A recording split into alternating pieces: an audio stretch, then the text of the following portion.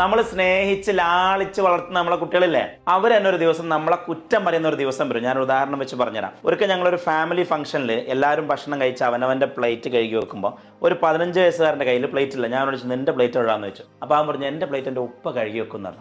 അതായത് അവൻ്റെ രാവിലത്തെ ബെഡ്ഷീറ്റ് ഉമ്മ മടക്കി വെക്കും, അവൻ്റെ ഡ്രസ്സ് ഉമ്മ അലക്കും, ഉമ്മ അയൺ ചെയ്യും, അവൻ്റെ റൂം ബാത്റൂം ഒക്കെ ഉമ്മ വൃത്തിയാക്കും, അവന് ഭക്ഷണം ഉപ്പ ഉണ്ടാക്കി കൊടുക്കും അല്ലെങ്കിൽ ഉമ്മ ഉണ്ടാക്കി കൊടുക്കും, അവൻ്റെ പ്ലേറ്റ് വാപ്പ കഴുകി വെക്കും. എങ്ങനെയുണ്ട്?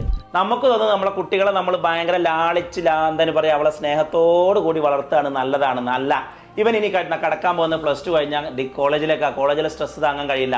അത് കഴിഞ്ഞാൽ പിന്നെ ജോലിയിലെ സ്ട്രെസ് അവന് താങ്ങാൻ കഴിയില്ല. അത് കഴിഞ്ഞാൽ വിവാഹ ജീവിതത്തിലേക്കാ, ഭാര്യ കുട്ടികൾ പാരന്റിങ്, ഒന്നും സാമ്പത്തിക സ്ട്രെസ് ഒന്നും അവന് താങ്ങാൻ കഴിയില്ല. അന്ന് അവനിങ്ങനെ ജീവിതത്തിൽ എന്ത് ചെയ്യണമെന്ന് അറിയാതെ ഇങ്ങനെ എന്തായാലും പറയാ ഒരു അന്താളിച്ച് നിൽക്കുന്ന ഒരു സമയമുണ്ട്. അപ്പോൾ അവൻ പറയും, എൻ്റെ ജീവിതത്തിൽ ഇങ്ങനെ ആക്കിയത് എൻ്റെ പാരൻസ് ആണ്, എന്നെ ഒന്നും പഠിപ്പിക്കാതെ ഒന്നും ചെയ്യാൻ വിടാതെ എനിക്കൊന്നും അറിയാത്ത ഒരാളാക്കി എന്നെ